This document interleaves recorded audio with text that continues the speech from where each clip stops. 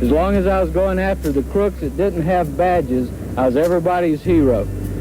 Just a note before we begin, this podcast was recorded quite a few years ago. It was actually recorded during the pandemic. It was recorded during Donald Trump's first term. And as you will notice, it was actually recorded previous to the fires that we recently had out in LA in the Palisades. So keep that in mind as you listen and enjoy. Jonathan, we have the pleasure of being here today with John Ben Sutter. John Ben Bob, yeah. I don't know if you know, we had Lynn Woolley on the show, and he told all about John Ben Bob. He's supposed to find some old tapes and send to me, but he hasn't done it yet. But Vic Bob and John Ben Bob and all of that. Right. So, right. Yeah. My favorite Lynn Woolley story or clip from his radio programming was when The Winds of War was being aired nationally. He ran through a cast of The Winds of War using all of Waco's more apparent media people, and the last one, and also starring Tony Hennis, who was a KCN reporter, you remember, also starring Tony Hennis as Baylor Stadium, because Tony was a big fellow. And then there was, of course, John Ben Bob, and Vic Bob Zell, and all of that. Yeah. You know, I love Lynn Woolley. If he wasn't such a right-wing, crazy Alex Jones kind of nut, I'd like to hang around with him. I enjoy hanging around with him. I just can't let him be a Facebook friend, or else he gets in arguments with my other friends, you know? Right. Oh, I know. And I'm just not going to let him do that. So I had to unfriend him, although we're still friends in real life. Right. Yeah. Well, this is part of it. If I were a radio host, the most commercially successful thing to do is to be a right-wing nutbag. Yeah. Simply because people listen to that, because they find that as one of the few mediums that give them some a sense of community, the true right wing. Of course, that started all the way back into the early 80s with the Rush Limbaugh's program. Yes. And the first time I heard of Rush Limbaugh was back when Jay was in the Panhandle teaching her first teaching job up at a college in Borger, Texas. And she said, I was going to go up and spend the summer with her. And she said, there's this local radio program called Rush Limbaugh, and this guy is a fanatic crazy man. And it's just so far right-wing and frightening. It got up there, and then we realized that this is being syndicated, and he was the first. And many could say that Rush was the groundwork for everything that's going on today with Trumpism and the rise of the radical right in politics. That's true. So Lynn followed along with what might have been commercially sellable, but also maybe just it fit into part of his mainstream thought. I don't know. He never seemed that way in Waco, but hey. In Waco, Lynn was different. Yeah. When he got out on his own, he had to monetize what he was doing. And fear sells. Bumper sticker mentality and fear sells.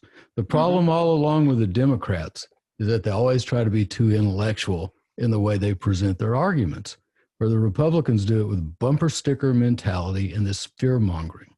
And you remember what got Rush Limbaugh started, what allowed him to begin, was when Ronald Reagan did away with that law that would allow you to write and ask for equal time. Fairness doctrine. Yes. If they editorialized against you and it wasn't news, it was opinion. That's how you got your equal time with Tom Pauken. That's how I got my equal time with Channel 8. Right. And the powers that be didn't like that. The big media corporations, the money guys, the money bags, they didn't care for it. And they got their puppet, Ronald Reagan, who, oh man, so many people just kowtowed to Ronald Reagan. He was one of the worst we ever had. Indeed. Besides Trump, of course. I mean, Ronald Reagan looks like Mother Teresa compared to in comparison, Donald Trump. But yeah, that's how Rush Limbaugh got started, was because of Reagan doing away with the fairness doctrine. Otherwise, you would not have been able to reply to Pauken, and I would not have been able to reply to Tracy Rowlett on Channel 8. Mm-hmm. And you and I are still alive, and Tracy Rowlett is dead. I don't miss him. I didn't know. Yeah, same here. Same here. I remember when they were trying to put me in prison, and I'd say, well, you know what? My revenge is that I plan to outlive all you suckers. So far, I've done it.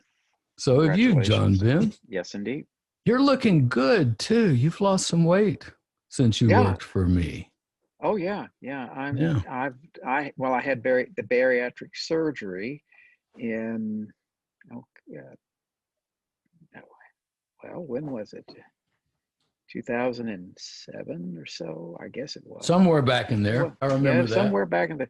Went out to California to do the surgery because back then, the best guy doing what I needed was out there, and spent about 3 or 4 weeks in San Francisco. So not only did I have a great vacation in San Francisco, although a lot of it was in the hospital and in my hotel room, because I had to stay out there for follow-up treatment, but it was San Francisco, so hey. Yeah, really.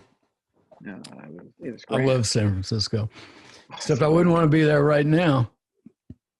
I mean, the fires around there are terrible. Oh, of course, yes. It's scary. It's sad. I've seen the pictures of San Francisco. It looks like some sort of town in Saturn. Or a planet of red dust. I know. It's frightening because there's always such a clean sky and such a pretty place. I loved it there. But I haven't been there since the 90s. So right. Same here. So go ahead. It'd be wonderful to live in California if it wasn't California. Exactly. Jonathan and I were talking today about how lucky we are to be living in Waco. Indeed. We don't have the Austin traffic. Mm-hmm. We don't have forest fires. We don't have earthquakes. We don't have hurricanes. There's the occasional tornado. Absolutely. But, that's like getting struck by lightning because those things have a narrow path. And everything else here is pretty safe. The only thing I really have to put up with here that I don't like is all the Trump signs. Mm-hmm. But other than that, this is a great place to live. It is. It is. And it's getting better all the time. We live in America today, and we'll see a lot of Trump signs because people, as you've talked about, respond to fear and respond to hate and respond to racism, and Trump hits all those buttons. And unfortunately, that sort of maniacal thinking sells in politics, and it does. The party in opposition to ours is very adept at using that and has been since the early 70s. I remember some of the early protagonists of this hate, race, and violent response to anything other than the most basic of fear mentality in terms of how to sell the Republican Party, starting in the early 70s. And I remember thinking, this is the direction they're going, and they're going to become very successful because it will sell, because people will respond to this, because politics is something that's for most people, not here, but here in the heart and exactly. and their soul. And so wherever they get that sort of fear, hate, and general distrust of the other mentality, it's going to be played on very successfully by the platform that they've taken for the past several decades. Paranoia is an easy button to push. And they've been pushing it since the early 70s. And then Karl Rove came along and put the cherry on top of the ice cream with it. I mean, he was a master. He was a master. And between him and Newt Gingrich and their, quote, contract with America. And and now we've got Trump, who's so many people's daddy figure, telling him, honey, it's okay to be racist. It's okay to hate. It's all right.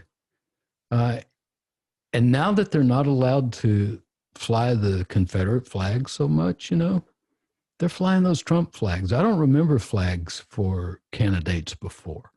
I don't. But we've got all over Waco big old flags the size of the American flag flying out on poles in front of people's homes that say Trump. Yeah. And that flotilla that some of it sunk on Lake Travis. Lake Travis is Democrat, A lot of those boats sunk over there with those Trump flags on it. Yeah. Trump flags and Confederate flags and AK-47s at the bottom of Lake Travis. God bless Lake Travis. Amen. Amen.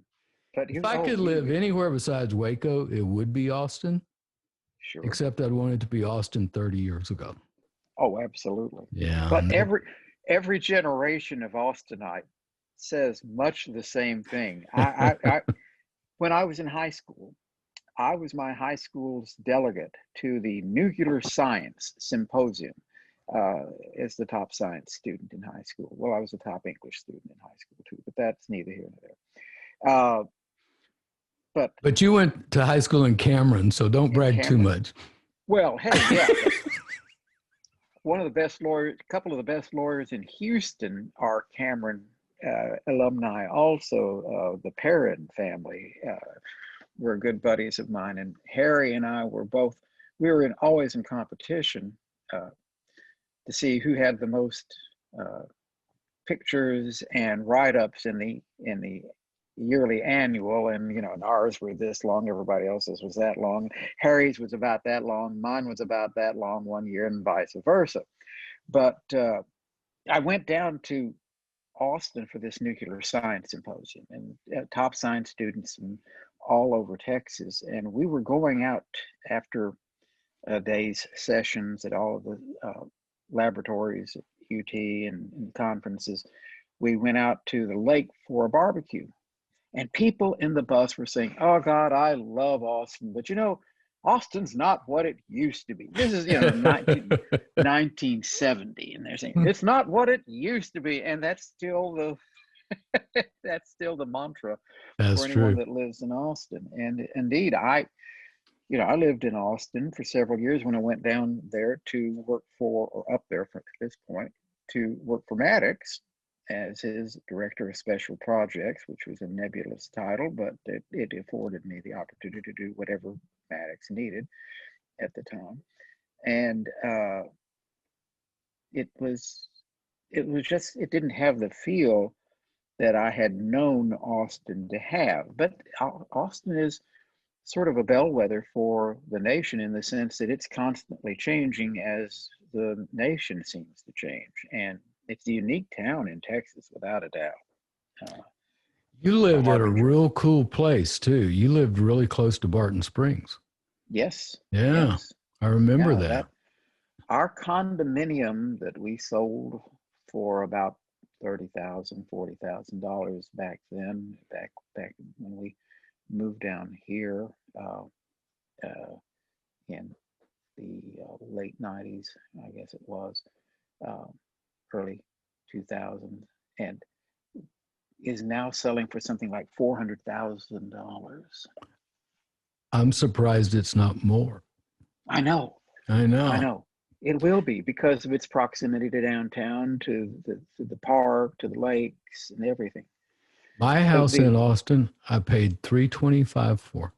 Right. 20 years later, I sold it for $1 million. A cash buyer. No inspections. Here's the money. Get out. And I said to my wife, I said, oh my God, we're homeless. Now what? Because we just put it on the market just to see what would happen. Right. And I listed it for a lot more than what our real estate agent wanted us to list it for. She got kind of upset with me. I said, let's just give it 6 weeks and see what happens. She called me and says, it's been 5 weeks.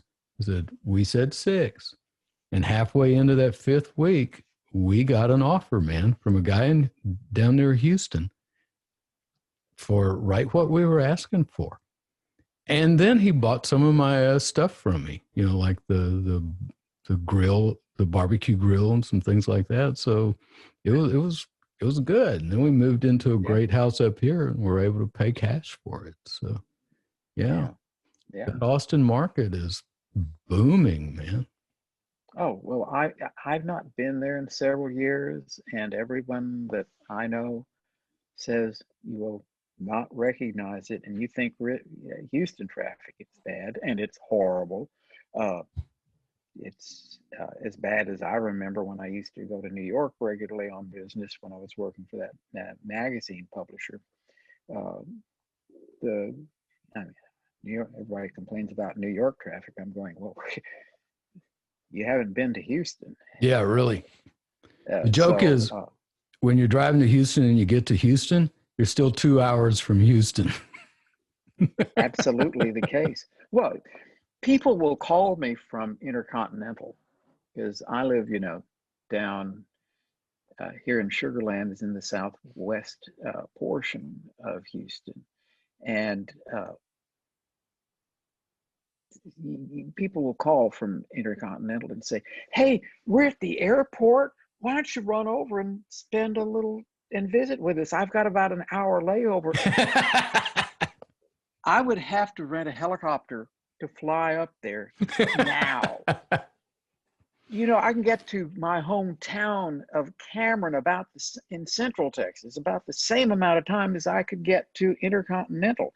Getting the biggest trip in going anywhere from Houston is getting out of Houston. Yeah. And when I go to Houston, I only have to go to the Woodlands because that's where my wife's family lives. So I hardly ever get to downtown anymore. I used to have to go for legal things, but we haven't been anywhere in almost a year on legal things because of this pandemic. But yeah, it's pretty crazy. Yeah, even getting to the Woodlands is difficult. Yeah. Today, I'm just off of Highway 6, and Highway 6 is now just a major thoroughfare. And I'm glad that my schedule doesn't require me to use normal hours of transportation, the morning rush and afternoon rush, because I refuse to get on the road anywhere from 6 in the morning. Before the pandemic, the traffic, we used to have a road behind the house that was blocked, ended just about a block or two. Now it goes from Highway 6, the road behind us goes from Highway 6 all the way down to a big farm to market road, which is now a major thoroughfare also. And it's open, so we get a lot of traffic, and there are big, huge subdivisions now being built and been built down just to the southeast of us. And the rush hour used to start about 6 o'clock in the morning. Now it starts about 5 o'clock in the morning.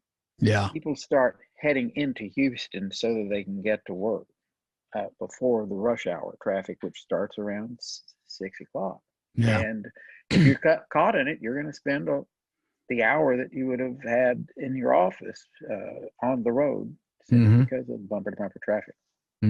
So the joke in Austin when I left was that the Friday afternoon traffic jam started on Tuesday. Yeah, I believe that. I believe that completely. Not a problem for you because you live in Houston. I mean, you live in Waco. Yeah. Someday, though, you need to hop on Highway 6 and head to Waco because Highway 6 comes through Waco, and we're only a few blocks off of Highway 6. Get out of town. Yeah. Well, my office is on 84, which is Waco Drive. Right. And we're what, Jonathan? Less than a mile, maybe a mile. Yeah. To Highway 6. Yeah. A couple miles. And my home is only about a mile off of Highway 6, so you got no excuse now. I This guess not. pandemic is over. You got to come see me. Absolutely. Absolutely. No, I was up there when Lyndon Olson's mother died. I went up for the funeral and spent a night or so up there, and that was my last, that I recall, my last trip up to Waco. And it was a relatively easy trip, but uh, Highway 6 is a major thoroughfare in Texas. Yeah. You know, Lyndon got COVID virus. I know. It nearly killed him. Yeah. Yeah. He seems to be doing well now. But He got over it, but he went through 2 weeks where he thought he was going to die. oh yeah. And fortunately for Lyndon, you know, Lyndon has some money. So he was Right. able to hire what he needed brought into his home instead of having to go off to a hospital. Oh yeah. He was able to recover without being exposed to anything new. So Absolutely. yeah, Absolutely. I love Lyndon. No. Oh, absolutely. He yeah, as you know, I worked on his congressional campaign, and we've, in fact, an interesting story about that. I was working for Congressman Pogue, and when Mr. Pogue told us he was not going to seek re-election because he said, John, and I just don't like the way politics is going here in Congress now. You used to be very collegial. We worked together, whether you're a Republican or a Democrat. Now everybody's trying to fight each other for everything, and it's just not. You know, you either work to, if you demand all the pie, you don't get any of the pie. Amen. It's much better to get a piece of the pie than to fight over it and not get any of the pie. And that's the way that Congress worked then. Not now. Not now. But yeah. I loved him. I've got a picture of me, you, and him together. I'll find and we'll put into this episode. Yes, I have that around here somewhere too. I have That's that around there. Photo that's so funny because you've got your hand in your pocket, but it looks like I have my hand in your pocket. I know. I have to explain that to people. No, there's nothing hinky at all going on here. Okay, honest to God, no. So Mr. Pogue would have none of that in his presence anyway. Yeah, it sure looks like it though. Yeah. That's a funny picture. So we're going to put that one on. Yeah, Mr. Pogue and I'd take Mr. Pogue home at night a lot of the times. And he'd be sitting there and he'd be regaling me with stories all the time. And he'd have his Stetson down, pulled down, and he said, back then I'd pick up my opponent and pick him and take him. And well, boy, I tell you, one of my opponents was such a talker. He said he'd get up there and say, and he's halfway, looks like he's halfway asleep. I'm a man of the soil, talking about his opponent. I'm a man of the people. I can go out in the morning and pick 20 bales of cotton. And Mr. Pogue would get up and go, well, my good friend here, Mr. So-and-so, is extolling his ability to pick cotton. Well, then I guess we can go out and pick any cotton picker out of this field and put him in Congress if that's the way we want to elect people. But no, you want somebody who knows what's going on in politics to take care of you, not somebody picking cotton. Pogue was amazing. How long was he there? 40 years or more? 42 years. 42 years. 42 Jonathan, years. Crazy. Congressman Pogue could be in an airplane flying over the United States and point and tell you exactly where he was, what river that was, and what crop was growing over there. That's wild. Yeah. He was anywhere in the world. Yeah. Anywhere in the world, because he was chairman of an agriculture committee. Yeah. Yeah. And knew more about it. Knew people on the press plane in the press pool that would go along. New reporter would be saying, hey, we're flying over such and such river. Why don't you go out and ask Chairman Pogue about that? Oh, okay, I'll do that. He goes, Chairman Poe, could you tell me? Why, yeah, we're passing over the Galanga-Gila River, which used to form the nation in the Nile, but now it goes, and over the past 59 years, it's been developing into a cotton plant. But no, and by the time the guy gets back to his seat, he's going, where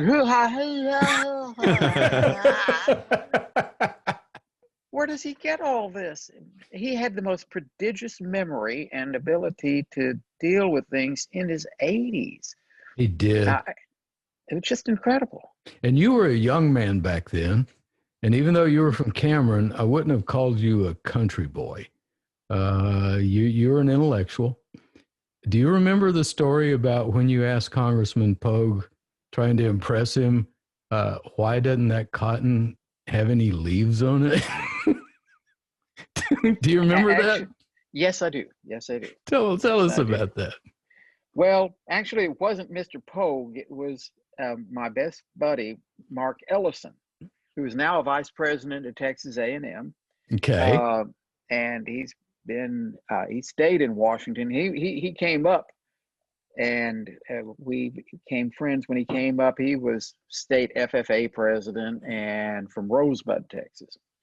And he stayed up in Washington, became a very successful lobbyist, and then went to work at Texas A&M, and then went to work at various corporations, and came back finally. Now he's a vice president of development or something at Texas A&M. But we were driving I picked him up. I drove from Cameron to Rosebud and picked him up in Rosebud, and we were going up to the Waco office because we were down in the district at this point for a little while.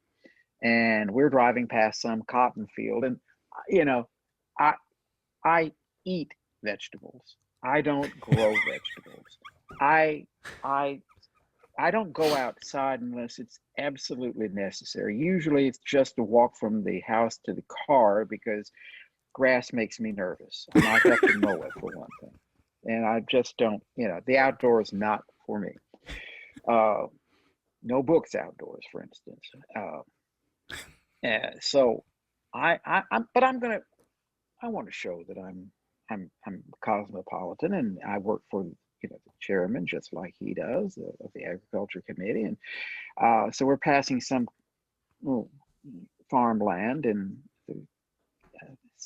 the crops look kind of dry out there. And I said, "Gee, Mark, it looks like we haven't had a lot of rain out here. The crops are dry." And he said, "No, that's cotton about to be harvested, and it's not dry. It's just being at a point where it's going to be picked. And no, you just don't know anything about farming, do you?" It had been exfoliated. Yes. Exfoliated, that's what it was. See, I can't even remember. And the only thing I don't know about exfoliating was when I was dating. No, that was another thing. It's related work, but that's defoliate. Yeah, right. Sorry. Okay. It's been so long since you and I have been face to face. We've talked by email, we talk on Facebook, but just to see you and get to talk with you like this is such a pleasure. I've almost forgotten how funny you are, and I'm glad you're reminding me. Good. Yeah, being in Waco, prior to being engaged, prior to being steady with someone, was great fun during my time in Polk's office and in Olson, and then working for the magazine publisher. Oh, we come back to Trump for just a moment. As you remember, I used to work for a medical magazine publisher years and years ago. And I flew to New York regularly to call on ad agencies and product managers at Johnson & Johnson and big corporations like that up in the New York area and New Jersey area. And these are all highly intelligent, highly successful people, very knowledgeable. But I also learned early on that if you're selling something, you want to develop a rapport with a person, just like politics. And you listen to them and engage them in things that they're going to be interested in. And smart people are always interested in politics and social events. And because I was in New York, even back in the late 70s and early 80s, Donald Trump was a major social and media player back then, even, of course. And to a person, even in the late 70s, he was detested by anybody that had any sense and any knowledge of what was going on in the business. And he was a welcher. When he signed a contract, you could expect to be screwed on the contract. If he was in business with you, you were going to get the fuzzy end of the lollipop always.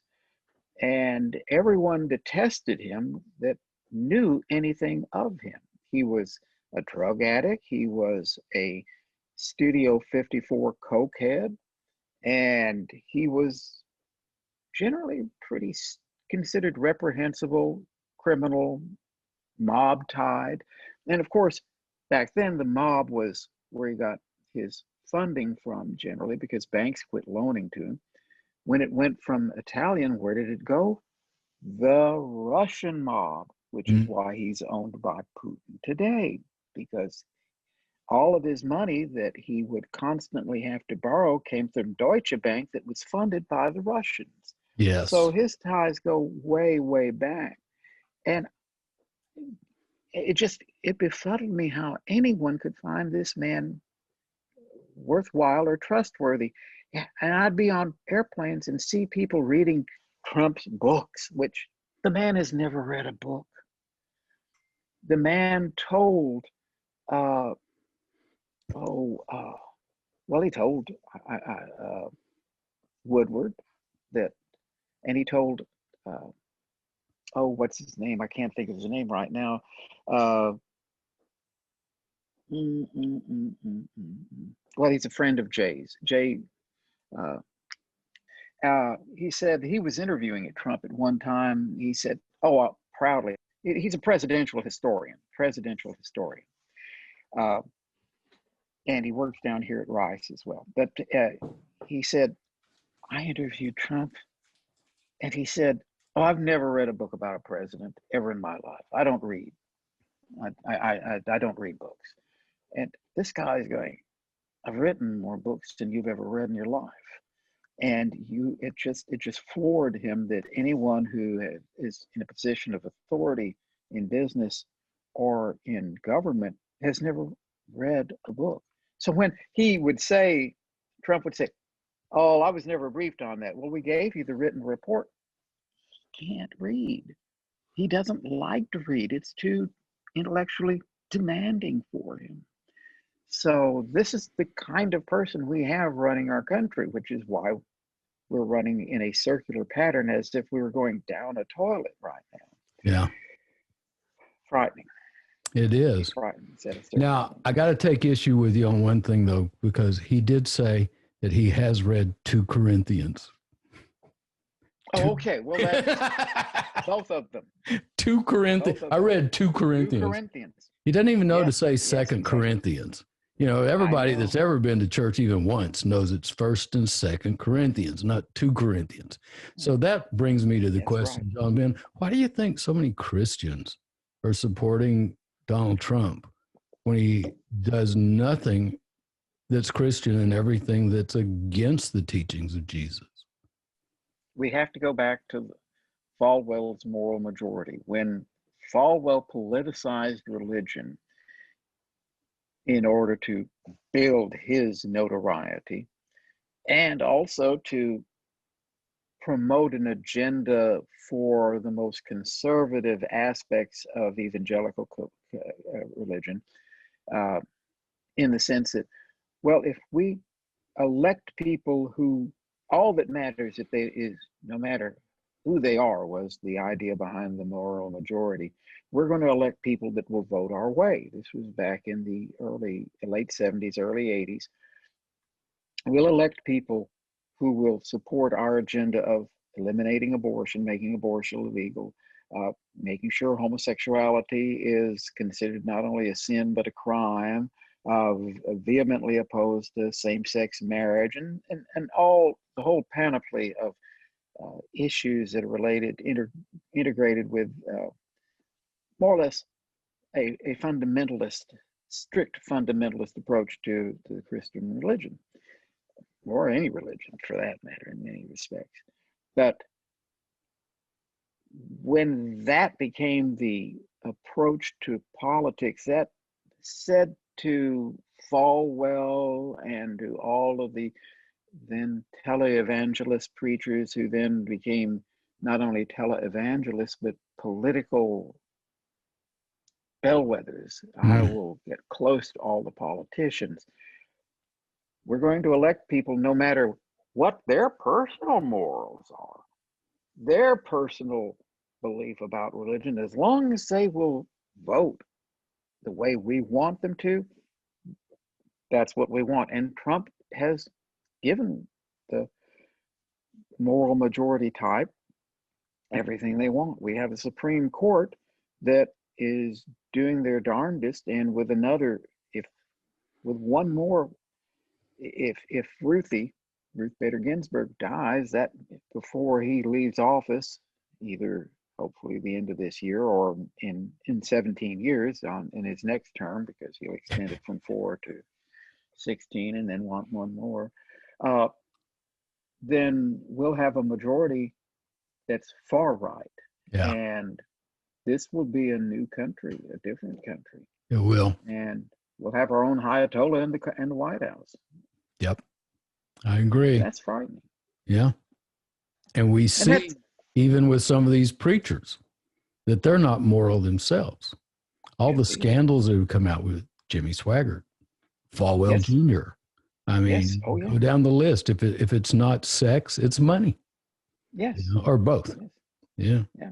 And Trump has also given all of these professing Christians, I'm not going to say real Christians, but professing Christians, permission to be hateful, to be racist, to be homophobic, to be everything that Jesus was against. Because the only people Jesus ever gave any hell to were the fundamentalists, the Pharisees, the strict rule people who had no love in their hearts. So, yeah, it's kind of a sad thing. It really is. In my lectures in class, when we get into, I'll get into areas that I think will stimulate people, my young people, to think about issues. In fact, that's one of the reasons I left politics and working in politics to go into teaching, simply because I felt, maybe the biggest problem that we have in this country today is we don't teach what government's about in high school. And in college, it's all about political science. Ooh, the science of politics. It's not a science, it's an art. It's almost like religion. It's a sense of who is doing what good for people, or who is doing bad for our people. And electing people into office is simply a matter of electing the best human being possible to do the best for everyone in our country or our state or our district. And you don't get any of that in high school. Don't get any of that in grammar school. We never had, I didn't have any government teaching. I didn't have a government class per se in high school. Hell, even in my history classes, I had to write the tests for my teachers because they were coaches. Yeah, me too. In fact, I had one coach, I wrote a question, said, it was a multiple choice question for one of his tests, and said, the United States entered World War II in December of 1941 when the Germans bombed Pearl Harbor, true or false? And he said, John Ben, I always thought it was Japanese. Wow, that's interesting. I was so fortunate. I went to Leander. There were only 33 people in my graduating class. Our football coach was our history teacher, but he was brilliant.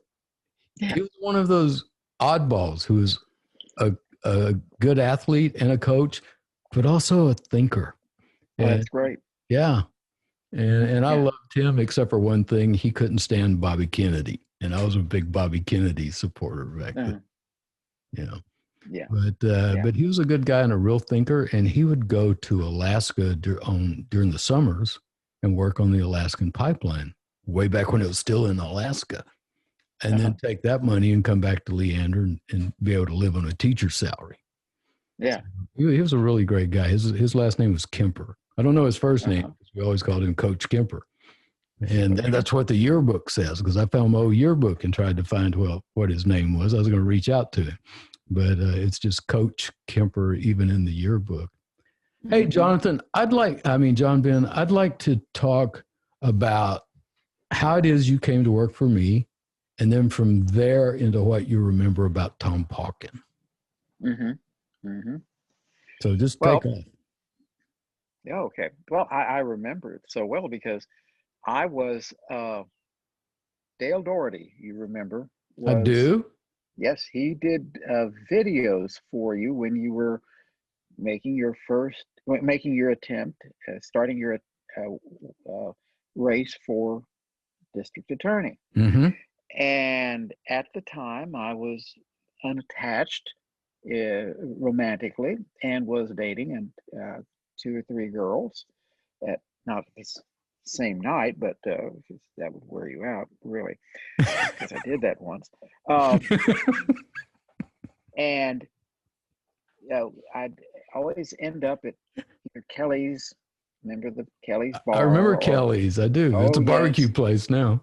Yeah, I know. Uncle Dan's. And there was, and there was another place on Lake Air Drive. I can't recall, but Dale frequented that place, and I met him through one of my girlfriends at the time, and he was, a videographer, and he was making commercials for you. And I told him my background in politics and working in Washington and working on a congressional campaign and other campaigns. And he said, "Oh, well, I've got this guy that's running for DA, and boy, I could use some help helping him with writing commercials." And I said, "Well, I'd be happy to do that. I mean, that's fun. Because I would go to Kelly's and I had several clients, but back when I was single, I'd just go there because the food was free, and I just buy a beer. Same here. And sit, have one beer and eat the buffet. Yep. And eat the buffet, and I could sit there all night because I liked being around the people. But when I was writing, I could focus because the noise became sort of like a big soft blanket around me, and I would write things. I would write. And so I started writing commercials and gave them to Dale, and they gave them to you. You liked them, and started working on those. And at one point, Dale said, "Well, Vic would like to know who the hell is writing his commercials. These are great, some really great new ideas." And so I said, "Well, I'd love to meet him." So that's how I first met you, through Dale. And I still remember some of those commercials. It used to be that a man's home is his castle. Well, not anymore. You wrote that. You are. Yeah, that was great. I enjoyed that. That was fun. A story related to that is when I worked for Mr. Poe, when I went up there to interview Justice Abe Fortas on the Supreme Court, because my master's thesis at Baylor was going to be about Justice Fortas and his relationship to Lyndon Johnson, because they were good friends. He had been his lawyer during the New Deal days, and Fortas was appointed to the Supreme Court. It was a very prominent Washington lawyer, and LBJ appointed him to the Supreme Court. He did not want to go to the Supreme Court, and because he was making bukus and bukus of money, and he liked money a great deal, and was an enormously powerful and successful Washington lawyer. Well, Lyndon, by God, wanted you on. I want you on my Supreme Court. And no, Mr. President. He was a slight man, very quiet. I remember when I interviewed him, I could barely hear him because he spoke in a whisper. But when Abe Fortas, there was an article in a newspaper, magazine rather, about him, and said, when Abe Fortas calls, you return that call. And it's call on the phone and in person. He spoke very quietly, but you listened because he was enormously intelligent and enormously powerful. Well, Fortas was told by Lyndon, come to the White House. Okay, yes, sir, Mr. President. So he left from his Washington firm and went over to see Lyndon in the White House. Said, now, Abe, I'm going in there and I'm about to send 10,000 boys to Vietnam. Now I'm going to send you to the United States Supreme Court too. I'm nominating you. Now these boys are going over there to risk their lives to serve their country. Can't you get off your duff and go to the Supreme Court to serve your country for your president? Going, yeah, okay, Mr. President, okay, I guess I will. And he just kind of goes out there like he's going to get his head chopped off and said, yeah, thank you, Mr. President. I'm proud to be going to the Supreme Court. So, but yeah, I interviewed Abe Fortas, and it was just an enormously incredible thing. But I went up there and I went over to see Poe, and just as a courtesy call, because Narvey Caperton had been the postmaster in Cameron, was a good friend, and he said, now, John Ben, you need to go see Congressman Poe. And back in high school, I remember going to the Rotary Club one time as a guest for the Rotary Club meeting, and one of the guys that introduced me, the men that introduced me, said, now, John Ben's president of the band, he's president of the National Honor Society, he's president of Young Historians, he's president of Future Teachers, and next week he's going to be president of the United States. So, okay, and so Narvey Caperton calls Mr. Pogue and says, I'm sending John Ben Sutter to go see you. He's from Cameron. You need to put him on staff because he's comer, Mr. Pogue. He's comer. So Pogue offers me a job, and I was just going to work in his office for a while. And then after a while, I'm doing things for Pogue. I'm taking him home every night. I start writing his press releases. He gets sick, and remember, he had cancer at one point. And I took Mrs. Poe, Frances, up there every day, and we were by his bedside when she and I were the people standing by his bedside when he came out of surgery. So he became like a grandpa to me, and very close. And so I did his press and did work for him there. And at one point, when Mr. Pogue announced that he was not running told us he was not running for re-election, I decided, oh God, I gotta get moving because I gotta make use of this or do something because I'm gonna have to find a job. So I decided if I'm his press secretary by now, and I just worked into it by doing it, knowing what I was doing from my time working at Channel 6 and being a courthouse reporter and things like that. And I majored in political science and journalism. And I talked to the people that were working on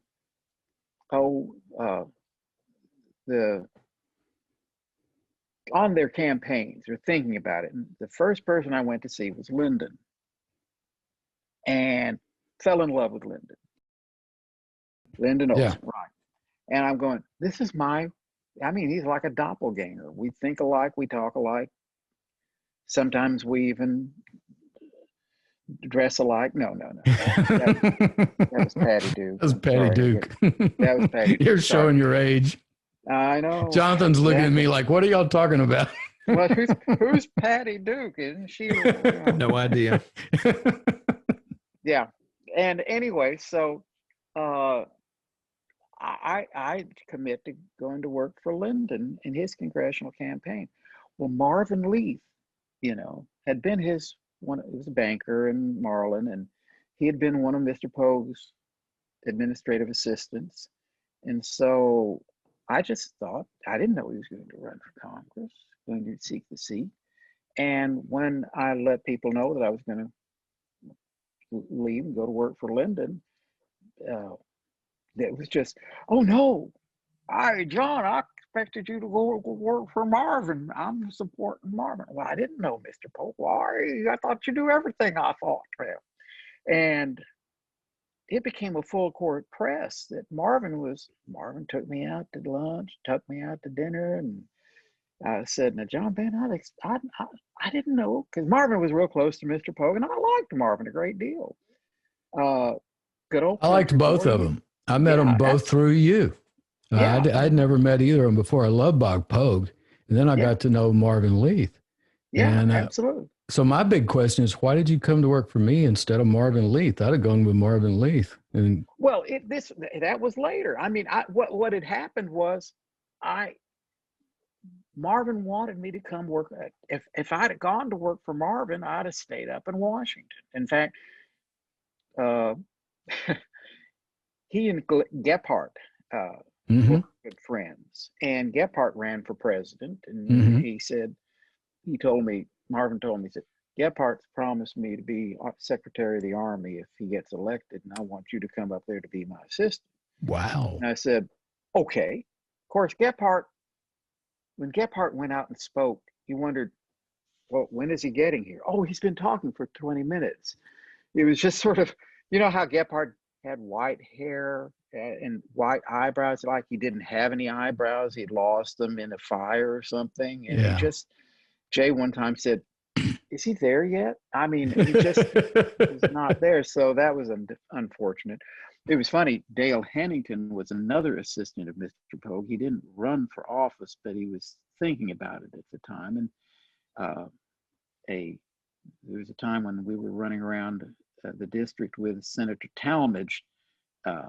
Senator Talmadge had come down to support Congressman Pogue. He was chairman of the Senate Agriculture Committee, and Mr. Pogue had been chairman of the House Agriculture Committee before the Watergate babies ran him out of office in 74. Was it the 74, 76 election? Well, anyway, you know, all those people that were brought in on reform, they got rid of the older members of Congress who'd been there for so long as chairmen. But we're running around with Dale and I when Talmadge was down here with Mr. Pogue, and his administrative assistant was with Dale, Talmadge's, and me, and I was driving through the district following Pogue and Talmadge. And I was talking about the media campaign that we need to be running and this is how useful and what we need to do. And later, Dale came up to me and said, the Talmadge's aide, who's really one of the top people in Washington, said, "You listen to that kid that was driving us around, because he knows more about politics than a lot of people I know up in Washington. He knows media left and right. If he says to do something, you do it." So Dale, who was thinking about running, wanted me to work for his campaign too. So just a lot of opportunities. It's just that people, darn it, lose from time to time. Yeah. And Dale even was going to be the administrative assistant to the new Senate Majority Leader. Unfortunately, he didn't get elected Senate Majority Leader, but he called me up from Washington and said, "I want you to come be my assistant if I get to be Senate Majority Leader's assistant." And I'm going, missed another one. Dadgummit. So when are you going to run for Attorney General, Vic? Let's get to work on this guy. Well, dang it. You know, John Ben, the first time I ever saw you, I didn't meet you that night, but I saw you at Kelly's, and you were on the dance floor. And I remember thinking, that guy's a pretty good dancer. Then later, when I met you, I realized that was you I had seen out there dancing. Yeah. How about that? Because you were a pretty good dancer, man. I thought I was. You were. Anybody else did. Yeah, the girls did. Like, oh boy, I was a dating fool. I just dated loads of single women left and right back then. It was just grand fun. I know. I've seen some of the pictures. Yeah, some cute ones. Yeah. Good old days. But that's not where we are now. We're older men, and we're trying to survive in a world of politics and keeping our wives from doing things that might hurt us. Well, I'm doubling down, man. I figure, I got to really start kicking it this last 20 yards or so. I'm doubling down on everything, doing everything I can. This pandemic has slowed me down some, but yeah. Oh, yeah. But yeah, I remember you from Kelly's, man. And then it wasn't long after that. That's when you came to work for me. And yeah.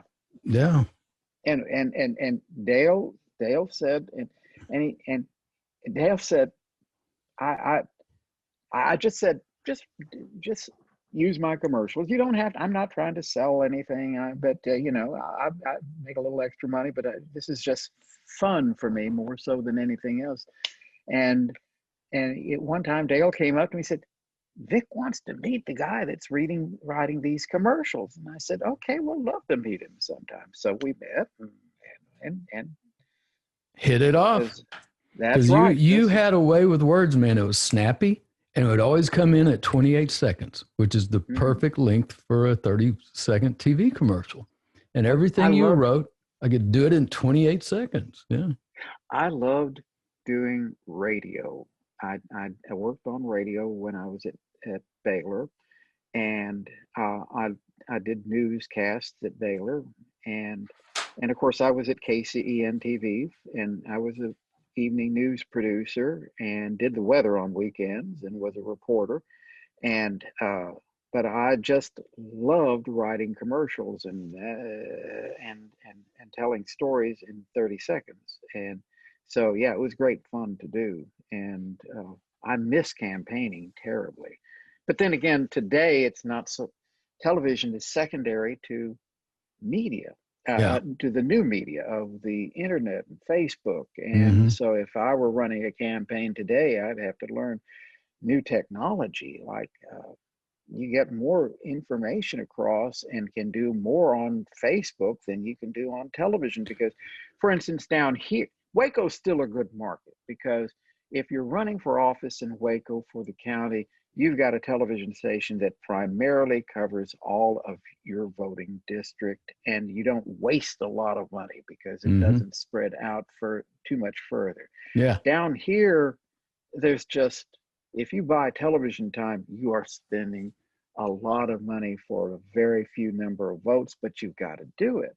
And nevertheless, but you're still paying for 4 million voters when you buy an ad, even though you're only trying to reach a couple of 100,000 in your particular district. So, frankly, if I were working on a campaign down here, I wouldn't know what to do these days, particularly in the new media markets that are available. Not that I wouldn't learn quickly, but it's a new world. It's a new world trying to run for office. Yeah, but it's still exciting. I deal with some experts that help market the law firm and all that. Yeah.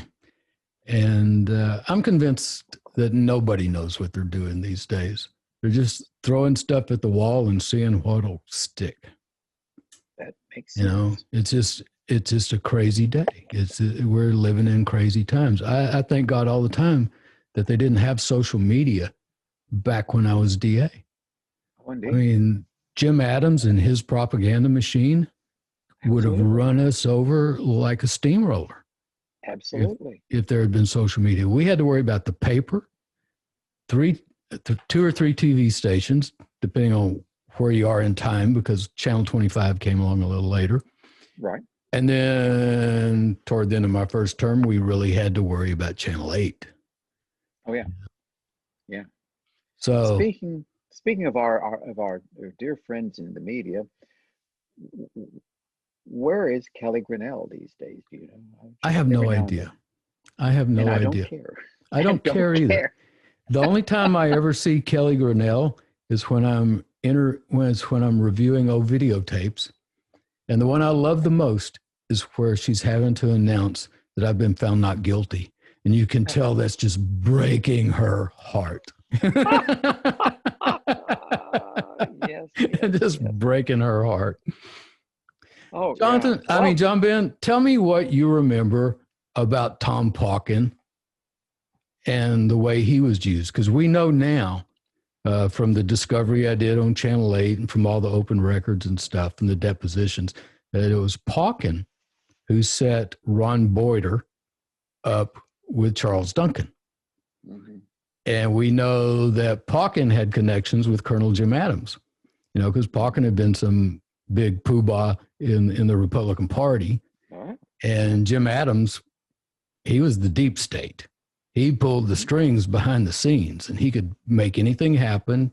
I don't know if you've seen the Senate tapes of him being raked over the coals over the Martin Luther King bedroom tapes, and the letter that was sent to Martin Luther King telling him he should not accept the Nobel Prize.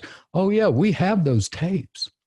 We've done all kinds of work to get everything together. I think we've played bits and pieces of it, haven't we, John? Yes, we have. Yeah. So yeah, he was one powerful dude. And so it was Jim Adams to Pauken, and Pauken had connections with Channel 8, and he's the one who brought Ron Boyder and Charles Duncan and Bill Johnston together at the Ramada Inn in April 1985, after we had started the Lucas investigation. And that's how it all hatched. That's how it all started. Adams to Pauken to Boyder and Johnston to Charles Duncan, Channel 8. Yeah. And you remember the name Ron Boyder, I'm sure. Oh, yeah. He's the one that served the subpoena on you the couple of days before the election. Yes. Well, he and Zane, Bob Zane, who I was really good at imitating. Yeah, FBI agent Bob Zane. FBI agent Bob Zane. Boy, talk about a pale ghost of a human being. When they first decided to subpoena me to the grand jury. Now, you were running for county judge at this time, in addition to working for me. Yeah. That's right. And Sandy Gately was running for County Court at Law number 1. Exactly. Yeah. Exactly. Yeah. I was out campaigning, of course, and Jay's at home, and we weren't married, but we were cohabitating because we were on our way to getting married, and knock on the Fairview house door, and she opens the door, and there's Zane and Boyder, and said, "Would like to see John Ben Sutter." And I said, "He's not here. Do you know where he is?" "I tell you what, you're with the FBI. Why don't you find him?" Yeah. "I don't know." And they kind of go. And this was before cell phones. This was before the internet. This was before cell phones. You could get lost in the country back then. Absolutely. So they said, "Well, we need to find him." I said, "Well, you're the FBI. You find him. I don't know where he is. And now why don't you get off my porch?"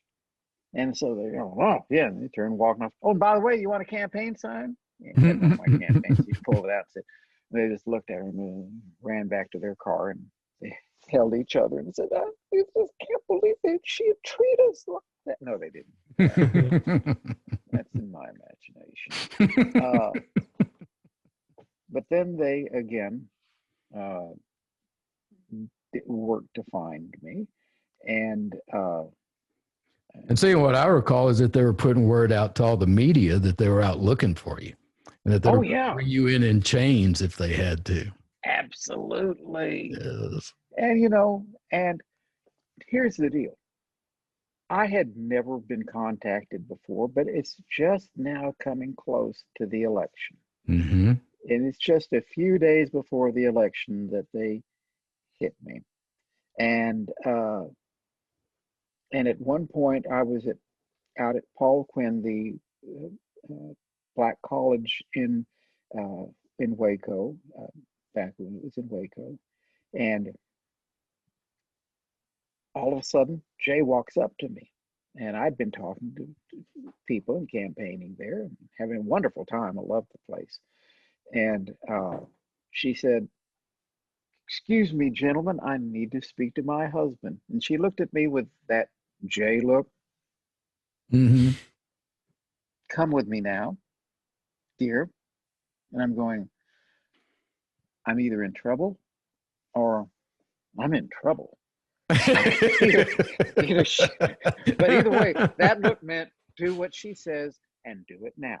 And so we leave, and she said, they're trying to get you. And I decided to go campaign out in Mart, out in the county, in Falls County.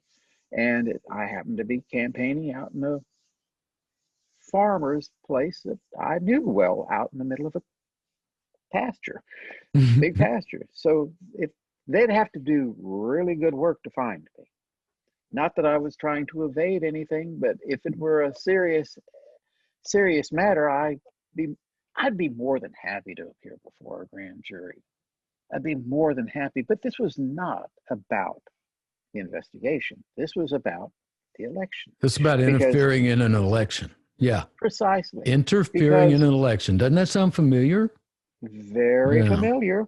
I wanted to talk to Hillary and say, hello, been there, done that before they even got to you. Yeah. And see, to most people, now you've been involved in the law since you were a youngster, and I've been interested in it the same way since I was a kid. And I subscribed to I was a member of the ACLU when I was in high school and got their journals. But to the average person, subpoena is a terrible thing. You go before a grand jury, talk to them. Fine, I'll talk to you. I know you're going to do everything you can to trick me, but I'll be listening very carefully and tempering my answers to make sure they're honest, but as narrow as possible. But to the average person, subpoena is a bad thing. It is a bad thing. I don't want to be subpoenaed anywhere if I can avoid it. But subpoena is like a suppository. It's not something you want to have to happen to you unless it's just. We joked about that, about subpoena, below the penis. They got you by the balls. Exactly. So when they tried to first subpoena me, they couldn't find me. So that grand jury went, that subpoena died. And so I don't hear from them until right before the election. Wasn't it the runoff election? It was the runoff. You were the front runner in the primary. That's right. There were three people. Election. Three people running. You came in first. Raymond Mackin came in. Oh, the four running. Yeah, you came in first. Raymond Mackin came in second. Yeah, and then y'all went into the runoff. Yeah. That's right. And never heard from them until, right before the runoff election. And, Porter got me. And thank you very much. Why don't you go kiss your buttocks when you go back into the car while you're at it. Thank you so much for your gift. And what happens? It's front page news in the Waco paper. It led 6 and 10 on all three television stations. Yeah, we've got an article here about it. Hold it up to this camera, and then Jonathan will later take some paragraphs from this and blow it up so it can be seen. But the date on this is May 29th, 1986. John Ben Sutter, administrative assistant to McLennan County District Attorney Vic Feazell and candidate for McLennan County Judge, has been served a subpoena to testify before a federal grand jury in Austin. And this is Waco Trib, big time news. Sutter had been scheduled to testify Thursday, but said he received word from Assistant U.S. Attorney Jan Patterson. Sure you remember that name. We're going to do about 10 episodes on her.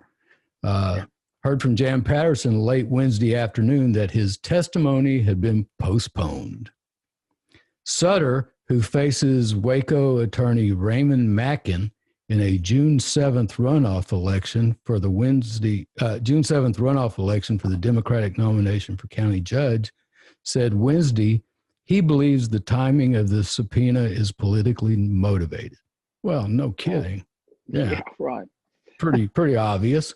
1 week before the election. I think this is you. He says, I think it's blatantly obvious what they are trying to do, Sutter said. I've been Vic Feazell's administrative assistant for 3.5 years. This federal investigation has been going on for about a year now. It seems awfully peculiar that they call me to testify now just a few days before the election. To say the timing is suspect would be an understatement. Well, there you go. Pretty good words, John Ben. Yeah. Ms. Patterson told the Tribune-Herald last July that a federal grand jury investigation of Feazell had been ongoing for several months, which we know now is an absolute flat lie. That investigation didn't start until I sat down across the desk from Colonel Jim Adams and tried to give the grand jury to him. I said, you clean up your own backyard and we'll let it go. Remember, I was down there with Reed Lockhoof and Mike Hodge, part of Maddox's office. They were probably still there when you were working for Maddox. And she flat lied about that, as she did about so many other things. Yeah, I bet we do. I said 10. I bet we'll probably do 5 episodes on Janet Patterson. But yeah, right before the runoff, and then you came in second in the runoff, a close second. Had they not interfered with your election, John Ben, you would have been county judge. And I really liked your approach to running for county judge. You weren't trying to be some kind of quasi-judicial officer that hears a will contest. You were concerned about this city losing its industry. General Tire had shut down. Yeah. We were losing jobs left and right. And your whole thing was to try to promote jobs here in Waco and to be a business manager for the county, not somebody sitting in the office playing golf or pretending to be a judge on a will contest. And I think if you had been elected, we might have a different Waco today. We might have more opportunity here today. We'd have some of the opportunities that Austin is getting now. And so they not only hurt you, John Ben, but they hurt the citizens of McLennan County with what they did. Thank you. I agree. I would have to agree with that, because there is such a paucity of the sense that Waco is not only a vibrant community, but it is literally at the center of Texas. We're right between Austin and Dallas. Talk about a hub for communications, for transportation, for business, and right in the middle of I-35 between those two huge metropolitan areas. We could be a part of that. We should be a part of that, but we don't promote ourselves. It seems that Waco and McLennan County is kind of a joke for the rest of Texas. The rest of Texas, it's just Waco, WACO, just a silly little town. No, you've got a great university, 2 great universities here. You've got Paul Quinn's no longer in Waco, isn't that right? But MCC is here, and they're offering bachelor's degrees now. Yeah. No, I didn't know that. In certain areas, yes, they are. Yeah. Oh, that's great. Oh man, they have grown. They're incredible. It's a beautiful campus. She's a wonderful president. The president of MCC is doing a remarkable job. That is marvelous. There are all sorts of opportunities that are still open for McLennan County, but you just don't have the kind of leadership that you need. You don't. And if you recall back then, the leaders of McLennan County and Waco, their great idea for pushing Waco forward into the future was to put up a few billboards that said, "Have a weekend in Waco." Yeah. And I've got a newspaper article here dated January 23rd, 1986, right after you started running for county judge. You say, "As your next county judge, my principal goal will be to lead the fight to bring jobs and industry to McLennan County. Not just a weekend in Waco, but for a lifetime," he said. Ooh, who said that? That was you really did. Good. Oh, wow. Pretty good, huh? What are you talking about? Yeah. Yeah. Yeah. Yeah. Well, in fact, I was the first person that I know of that in Waco or uh, McLennan County that was uh, running for office, unless it was Lester. Maybe he did it when he was running for commissioner. Court. Yeah. Yeah. Who said that we need to have an affirmative action program for hiring in the county. Right. For county government. And right. Needless to say, that was not taken well by some members of the community, but regardless of that fact, we did need it, and it was the right thing to do. And that's what politics should be all about, doing the right thing, even when it's not always the popular thing. It's certainly not popular with some of the courage to do what's right, not what's easy. Yeah, that's a good phrase. That's a phrase, isn't it? I think you wrote that for me. I think I did, but it was one that it fit for you. It fits for both of us. Yes, exactly. It says here, Sutter earned a master's degree in political science with an emphasis on public administration from Baylor University in 1983. So, and that's when I was reminded that you had a master's degree in political science. I'd totally forgotten about that, John Ben. Yeah. So God bless you, man. Some of the best courses. Yeah. Some of the best courses I had were in that, were in that class, and had some very good professors. One of my favorite was a fellow. Did you ever know Gail Avant? Oh, yeah. Yeah. I knew Gail well. You and I used to go to lunch with him. He taught at Baylor. That's right. Yeah, yes, we went to lunch a lot with Congressman Pogue, too. Oh, yes. Yeah, he liked Chinese food. We would always go to House of Chin, and because you and I would go to House of Chin, the federal grand jury subpoenaed Mrs. Chin.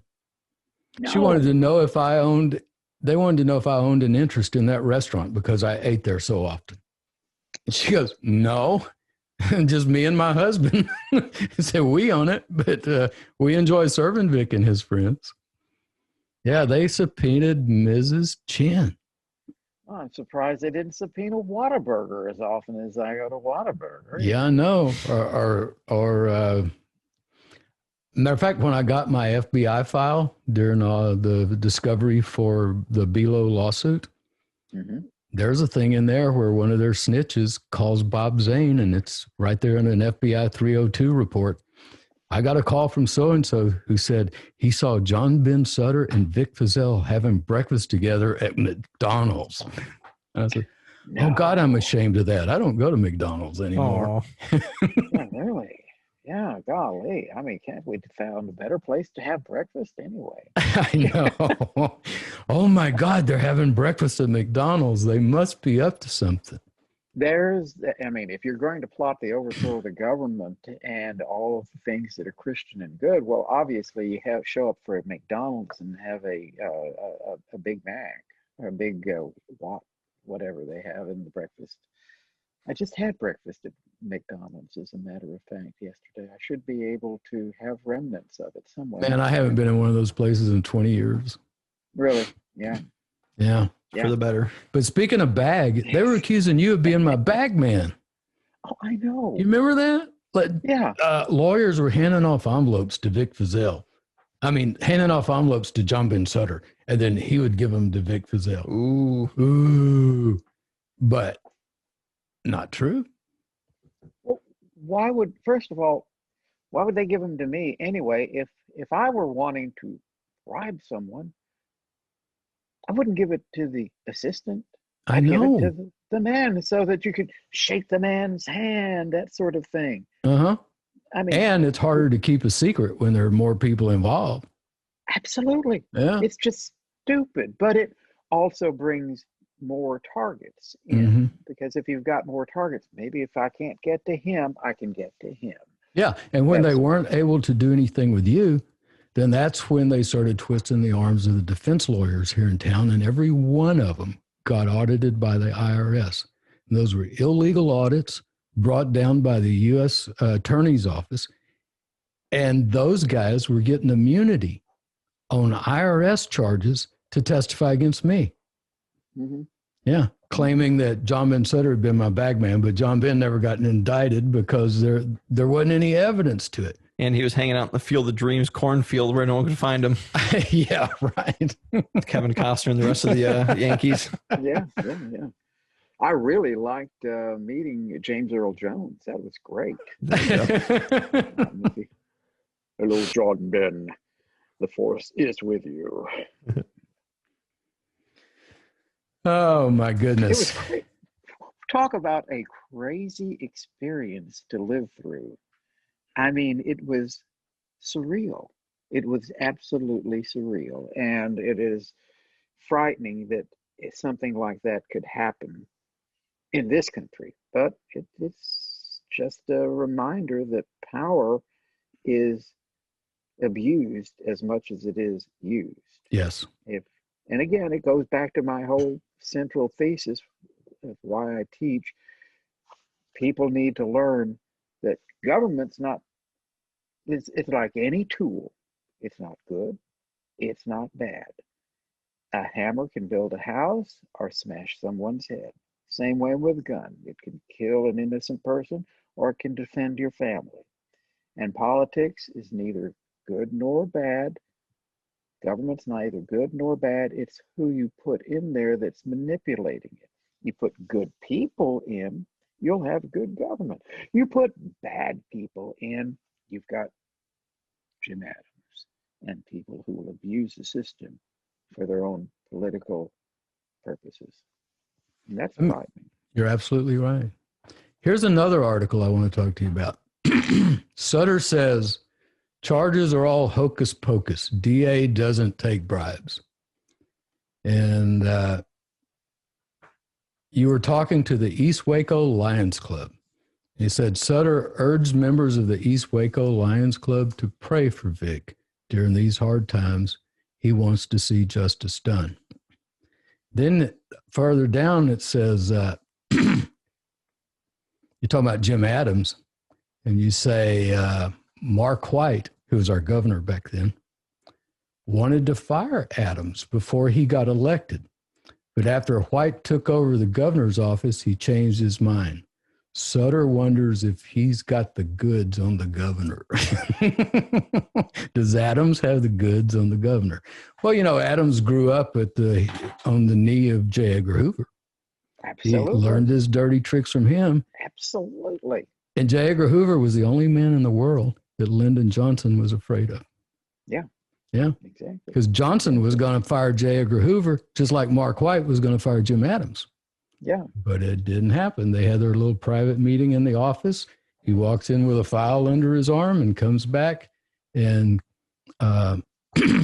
Edgar Hoover is made director of the FBI for life. Who ever heard of such a thing? For life. Yeah. Life. For life. Yeah. I have had a come to Jesus meeting, and I've recognized the truthfulness and the integrity of Jim Adams, and I believe that we need to put him in that office to serve. I mean, not Jim Adams, but J. Edgar Hoover.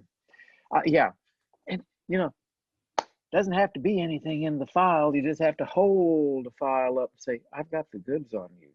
And someone will have somewhere in the back of their conscience something that they know that might be bad. Mm-hmm. And it doesn't have to be in that file, but if they think it could be in that file, okay. Well, knowing J. Edgar Hoover and knowing his reputation and knowing Jim Adams like I knew Jim Adams, mm-hmm. Those guys were afraid that if they had done anything wrong, those were two people who would have found out, who had the ability to find out and had the ability to use it. Mm-hmm. And, you know, that's the reason that they were after me so bad, even more so than Maddox, is because if we had had to fold, Maddox would have had to fold. Can you imagine another DA anywhere in the state of Texas calling a grand jury to investigate the task force and letting Maddox come in? No. It would have been over. It would have been over. No. After all of this, did anybody open up any any DA in the entire state of Texas open up any of the Lucas confessions? No. No DA was going to touch that because they saw what happened to you. Adams got what he wanted. Mm-hmm. All those It wasn't until confessions were 30 years later when the DNA started vindicating us. No. Right. And now that Adams is also dead. Yeah, he died just recently, few months ago. past May. Oh, gee, I knew I felt something in the force. Yeah, there was a disturbance in the force. It got a little lighter. Yeah. We felt a fresh breath of air. Yeah. Oh man, I would have to go along with Truman Simons that I just probably wouldn't want to stand in that line at the funeral because, well, this. I guess I shouldn't tell that story on. Well, I'll tell it. That was when Boutwell died. They buried Boutwell at the Leander Cemetery. I found out about it. I called Truman on the phone. I said, "Hey, Truman, you want to meet me down at the Leander Cemetery and we can take a whiz on Jim Boutwell's grave?"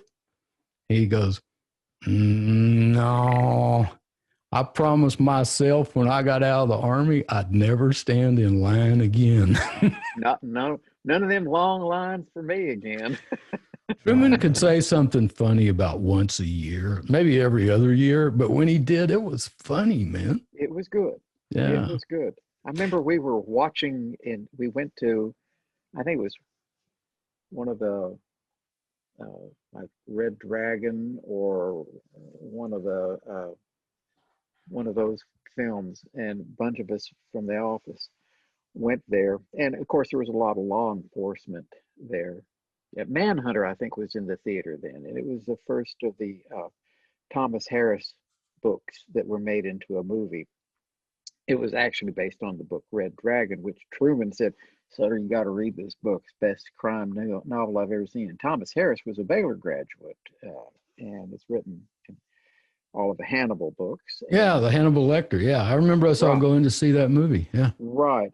And the protagonist, the investigator, Will Graham, as Hannibal Lecter would say, came on screen, and I said, "Why, he's Hollywood's answer to Truman Simons." And cops in front of us went,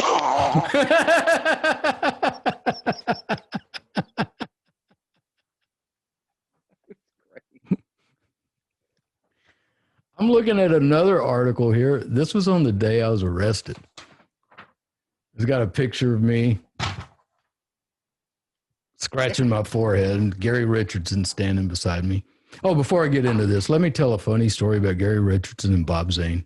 We're in trial, my criminal trial down in Austin. Bob Zane and Jack Frales are sitting there at the table. People are starting to come in. And Gary, in his way, walks over to Bob Zane and says, "Hey, Bob, how old are you?" And Bob goes, "Well, I'm 40. He said, "Really? I'd have thought you were a lot older than that. Must be the baldness." And then he picked on Jan Patterson a lot too, some things I'm not even going to say, but one of them was that he always called her Patty. "Hey, Patty." "My name's not Patty." Then 5 minutes later, "Hey, Patty." know that. That's wonderful. I recall too the way we faked them out during my trial. Remember, we had you come sit out in the hallway all day long, and man, they brought in a push cart with like 5 boxes on it that said John Ben Sutter. So they were getting ready to cross-examine you because they thought you were going to be our next witness, because they hadn't bothered to call you. They knew you were going to make too good a witness, but they got afraid we were going to call you. So we had them working their butts off, getting ready for you. And then the minute that last witness got off the stand, that's when you knew to leave the courthouse and go back to the cornfield. And then Gary called me to the stand, and they were taken off guard, man. They weren't ready for me. Yummy. That's just wonderful. So here we are, the day I was arrested. Sutter discusses DA's arrest. And we're going to get back to Tom Pauken in a minute, because we can move this stuff around like a Rubik's Cube. Right. Well, we can't. Jonathan can. Sutter discusses DA's arrest. John Ben Sutter shrugged his shoulders and motioned toward an FBI agent when asked if he could talk Wednesday morning at the McLennan County District Attorney's office. "You'd better ask him," Sutter said, smiling weakly and pointing at an FBI agent.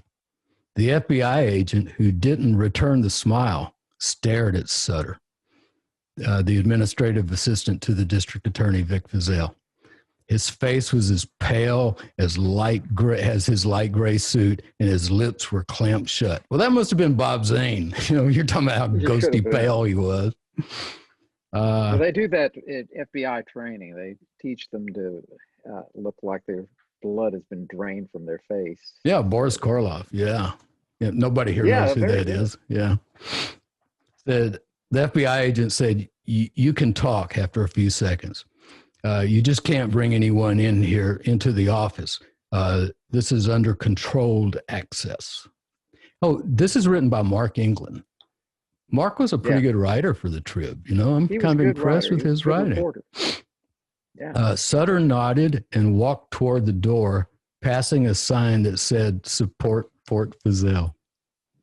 When Sutter opened the door, agents from the FBI and the Texas Department of Public Safety could be seen through the office of Fizell, who had been arrested hours earlier on racketeering and mail fraud charges and issued under a sealed indictment. The agents quit talking when the door opened. Showing the poise he developed in an unsuccessful race for county judge, Sutter stopped to shake hands with the grim-faced FBI agent before leaving the office. Pissed him off, I'm sure. It pissed him off.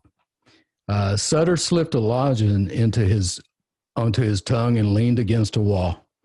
Sutter was homesick with bronchitis when he got the phone call from a secretary telling him Fizell had been arrested. "I went over to see Bernie, Fizell's wife, when I heard," he said. She was as fine as one could be under the circumstances, and then I came over here. The timing of Fizell's arrest, he said, was suspicious. It came a little more than a month before Fizell's reelection bid against Republican Paul Gardner, and it came a day before the Fizell fundraiser. "With or without Vic," Sutter said, "we're still having it." I like that, man. That's ballsy. That's tough. He says, I'm not being flippant about this, he said. I recognize the seriousness, but I believe people who voted for Vic Fizell, who have followed his career closely, will be able to see the past will be able to see past the veritable propaganda being put out about him. Good with words, John Ben. Well, it was accurate, that's for sure. Tell me what you remember about Tom Pauken. While we were talking about Lucas, though, and him leaving Lucas with you. Yeah. A couple times we even left Lucas under the supervision of my ex-wife, Bernie, in the law library at the DA's office. She has a funny story where she had a cup of coffee and she steps in to see him and his coffee cup is empty. And we had those little styrofoam cups, Mm-hmm.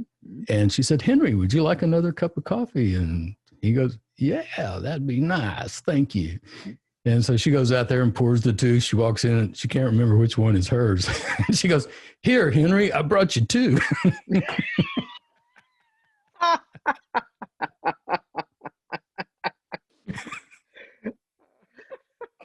Yeah. Wise woman. Yeah, he was in more jeopardy under Bernie's watch than he'd ever be with Truman or anyone else. I mean, Well, you remember the first time Maddox ever saw him. Maddox talked to him for a little while and came out into the hallway, and you were there, and he looks at both of us and he said, "I believe a good-sized woman could whip his ass."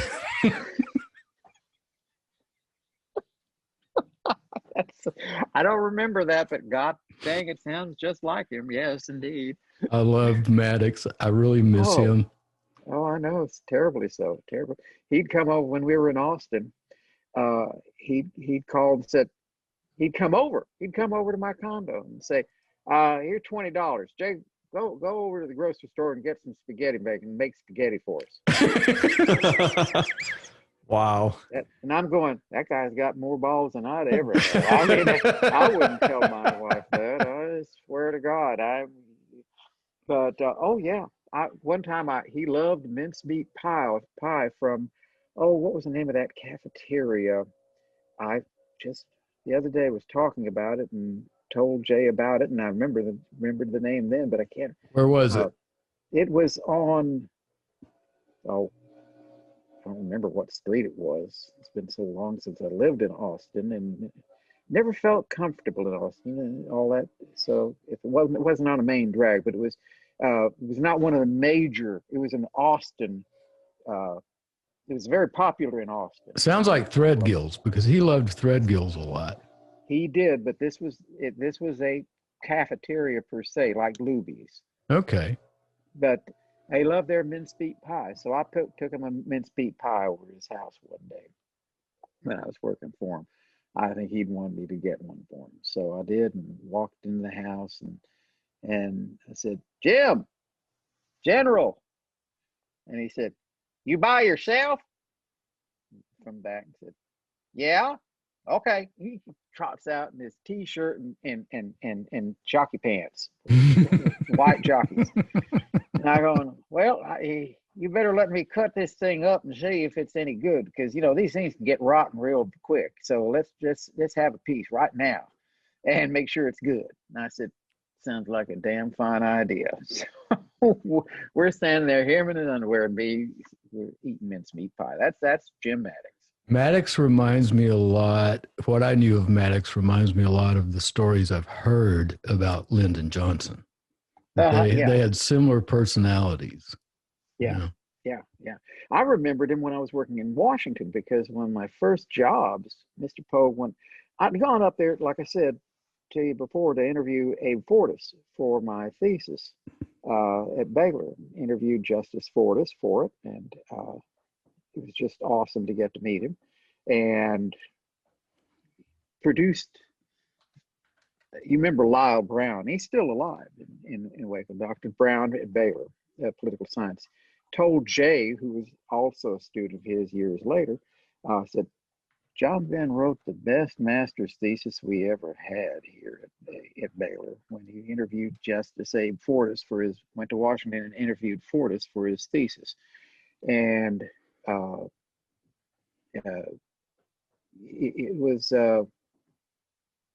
it was pretty awesome to have that opportunity. And so you ran into Maddox in Washington. Yeah, and Maddox was a congressman, and Maddox had beat Pauken twice. Oh, for that job. Yeah. Oh, detested him. Yeah. And so there was bad blood there already. Oh yeah, that's one of the reasons Pauken and I had something to talk about. I worked for Maddox. We were real good friends. I said, yeah, I know. That's politics, though, isn't it? Isn't it, Tom? It's just politics. Not to Tom. It was personal to Tom. No, it's personal. Well, it's one of the reasons I kind of liked Pauken from the standpoint of I dealt with Pauken. I know. I dealt with Paukens before, Pauken type people. Although he was unfortunately the future of the Republican Party in the kind of nasty politics that he played. I remember when I was one of my first job, Mr. Pogue put me when I went up there, because I'd gone up there, like I said, to interview Fortas, and I went and saw Pogue, and he said, "Well, you want to stay up here for a while and just for the rest of the summer and put you on a house job being in the doorkeeper's office." So it opened up opportunities, because I got to meet all 435 members of the House of Representatives, because I had to memorize all of their names and faces, because I worked the door to the speaker's chamber. And so people, when they'd go out that door behind the speaker's podium, but met Pauken, met all sorts of congressmen. And one of my favorite congressmen was a guy named Bob Bauman. And I'd stay late and go sit up in the gallery and watch him, because there'd be just 2 or 3 people in the chamber. But Bauman was a Republican, and I just detested his politics, but he was a master at parliamentary procedure and the rules of Congress. And he would use that to advance his agenda. And I just admired his skill very much. I talked to him a few times, but it's one of those situations where even though he was spouting things that I just horribly disagreed with, he was basically fascinating to watch and interesting to talk to. And to an extent, Pauken was that way as well, but it was sort of like meeting a very, very big dog that could be rabid with Pauken, because you knew that you can only trust him about as far as you could stand away from him in that regard. But because we had the Washington experience, we could talk from that perspective, and so we had something in common, which allowed me to get into his head a little bit, but he was able to get into my head a little bit. So it was an interesting situation. But yeah, we even after years afterwards, when the early days of Facebook, we were on Facebook together and we'd communicate, but he just couldn't take my liberalism on Facebook, so I got defriended by Pauken. No real problem there. No real problem there. But he autographed both of his books for me. About the time we started the Lucas thing, that's when he came after us, man. Right. Well, the first thing he did, and Jonathan has played excerpts of this interview. He brought Sergeant Bobby Prince and Captain Bob Mitchell of the Texas Rangers onto his show, which they said a bunch of things that, made some hay for them back then, but have proven not to be true in the meantime. Mm-hmm. And then he would editorialize against us every chance that he got. Oh, yeah. And I'm telling you, your rebuttal was just fabulous. We may even play that again because it was really good, and I enjoyed it a lot. And well, and that's the thing about Pauken. I understood what he was doing, and it was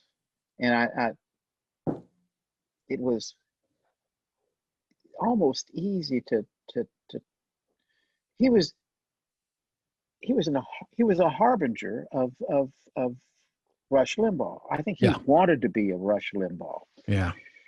With his radio program, but never could achieve that because he didn't have the skill of a Limbaugh in terms of reaching down into the guts of people. Because Pauken tried to keep it here on more of an intellectual plane, although when I talk about intellectual, his idea of intellectual and my idea of intellectual would be slightly different, I guess, because he spoke of evil and I believe we spoke of good. But be that as it may, he could never get his program off the ground because he was hoping to get it syndicated and advanced, and I don't think he played that well in Waco, even back then. Today, he'd probably be a tremendous figure. If he had a stronger signal, yeah, that was a good thing we had going in our favor. If you were like more than 2 miles from KRZI, you couldn't hear it. That's pretty much it. What is he doing now? I haven't kept up with him. I have no idea, and really don't care to know. As long as he stays away from me. Well, you definitely don't want to run into him and lose control and go, why are you upset with me? Just because I punched him out doesn't mean that I don't respect him for the person that he is. But he was state party chairman for the Republican Party. Yes. Yeah, Yeah, he was a muckety muck.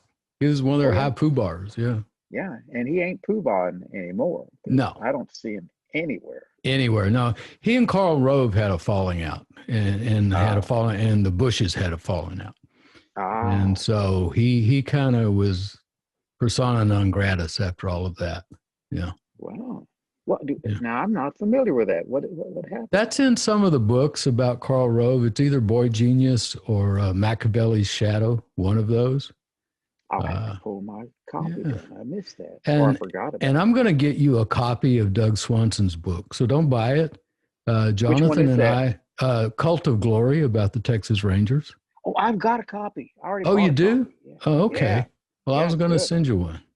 Oh, thank you. I appreciate that. But All that's right. okay. I got it. Well, we're Thanks. going to buy 4 or 5 and have Doug sign them and give Ooh, them send away one on the then. I'd show. love to have that. Okay.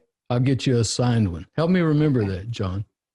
He helps me Done. remember the things I promised to do, just like you would always help me remember names. I Yeah, couldn't be in yeah. politics without John Ben because I can't remember anybody's name. Even back True. then, I couldn't remember anybody's name. But Well, Sutter always had his reporter's book in his back there you pocket, are. taking notes, and he'd see somebody across the room headed in my direction. He'd go, "That's John Smith. His wife is named Mary. They have a son that plays baseball, and he just hit a triple. Talk to him about that." And I go, "John, how you doing? Say hi to Mary. Tell me about that son's baseball career." And every bit of it came from Sutter, and usually I wouldn't even know who the guy was. Yeah. I my memory was a little better then, but also the trick was I wrote everything down, Yes. which you said I'm really worried about that now that the feds are investigating. You've written everything down. Yeah. Of course, nothing that could be used against you though. But yeah, I did. My records were prodigious, and uh, Now, I I really hope you have written a bunch of it down that you still have it. You ought to write a book, man. I mean, I've that was been. a hell of a time we went through. I know, I know. It really is a story that begs to be told in greater depth than anything that's been done. Everything's been kind of sporadic. We do a Yeah. little bit here, a little bit there, and pulling it all together would be very worthwhile. That's why we're doing this podcast. And so Yes. this is a good primary source for anyone that wants to write a book too, because we're getting into great detail. We're following the timeline. You remember Mhm. Alan McCutcheon? He Oh, was a sure. reporter, and I hired Alan to be my Oh, legal assistant after I left the yeah. DA's office, and he helped me put together the Belo case. But Hmm. yeah, He was a remarkably bright fellow, he was. He really was. and it was very, very good reporter, and was, I think, extremely useful for you Yeah. as Well, he well. put together the timeline that we're following now. And Oh, we're only into like May and June 1985, but we're skipping ahead in segments to cover things like your race for county judge and things like that. But then we'll fall back to the timeline. It hmm. took us weeks just to get through April, maybe months. It took like 2 months to get through April. 2 months to get through April 1985. That was one of the longest months of my life. Then that was the month we started the Lucas grand jury. You got Hmm. any other stories about Henry Lucas you'd like to share? Well, that that really was my favorite Lucas story, but it was always a topic of conversation with whomever I met in Waco. And uh, I went to the funeral. Jay and I went to Lucas's funeral down in Huntsville, No. Yeah. and that was an interesting experience. Needless to say, Sister Clemmy was there. Her the priest that worked with Henry in prison was at the funeral.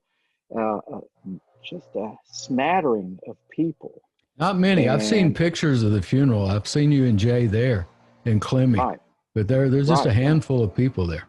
just one or two reporters. And here is the alleged greatest mass murder in history that is now forgotten, and not and certainly one of the most controversial figures in true crime legend. uh, uh, was the subject of numerous movies about the horrible mass murderer Lucas.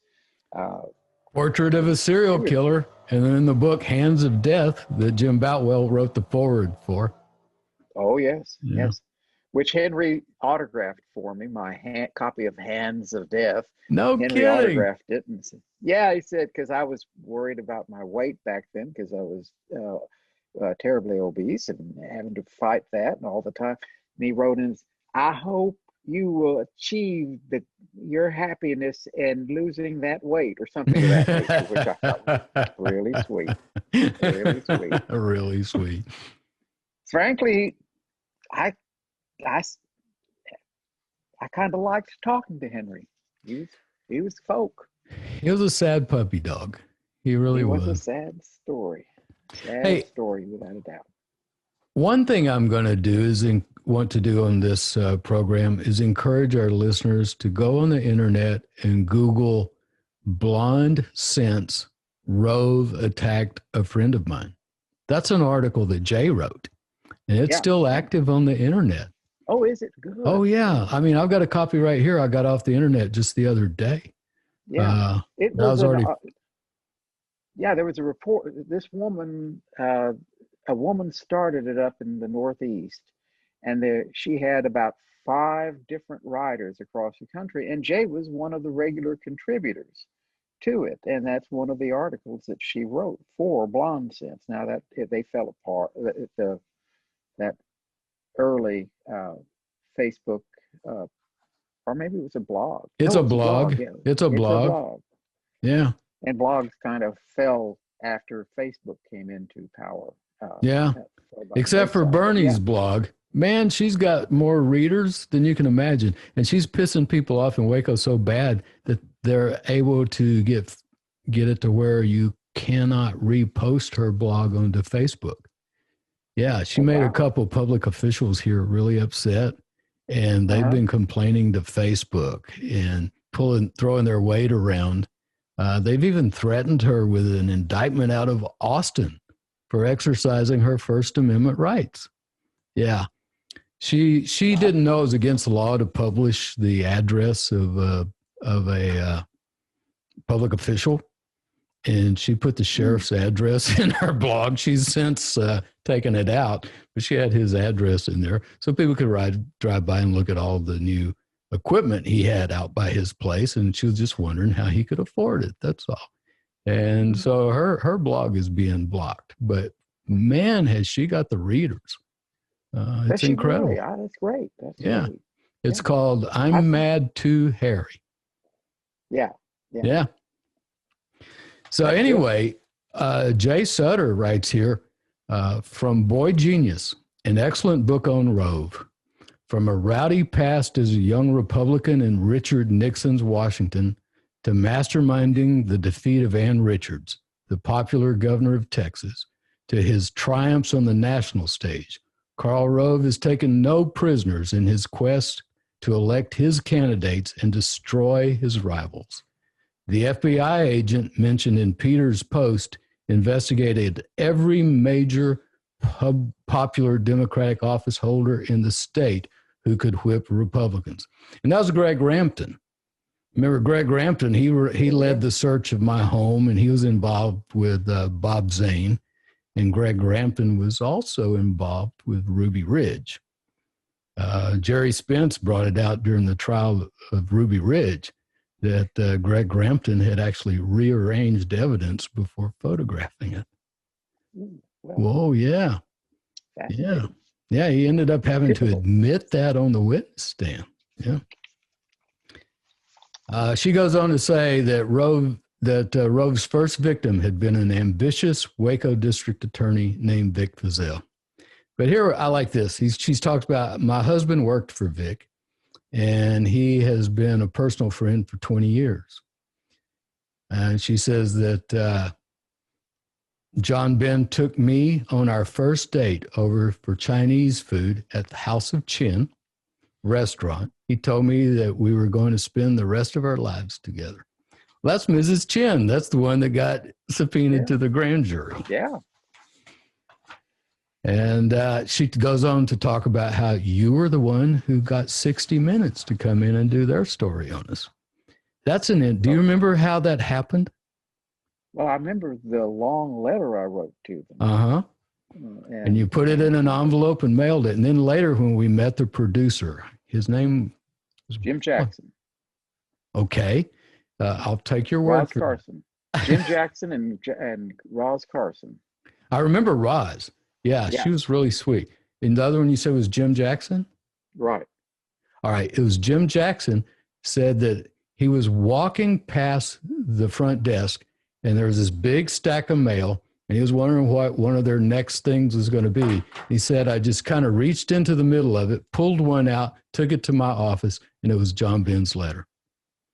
And with the backup documents. Thank you, Lord. It's like, yeah. And that's how we got on 60 Minutes, John Ben. Yeah. It was your letter and a stroke of luck. Roz told, well, it was actually, God always looks after Vic Vizell. I recognize that fully because that's why my letter got picked out because, and God goes, oh, it's that Sutter guy. What am I going to do? Let me flip a coin. What am I? Oh, he loses today.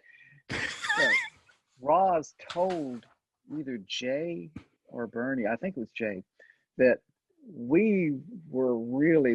Jim wanted to hire John Ben to come to 60 Minutes.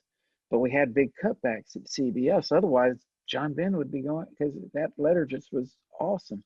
And his help was awesome. And we wanted him to come, but we couldn't hire him because of the cutbacks at CBS. So well, I'm glad they didn't hire you away from me. At least not then. I would have still been okay. Excuse me. Morley, excuse me. I can't talk to you right now. I'm talking to Vic. I got to work in Waco, and I'm sorry, Mike, but talk to your son about this stuff on that new thing called Fox News. Get him off that, Mike Wallace and all my friends up there, we'd have sent everybody down there to take care of everything. I remember when you and I went to Washington in either 83 or early 84, and we met Mike Wallace in the elevator.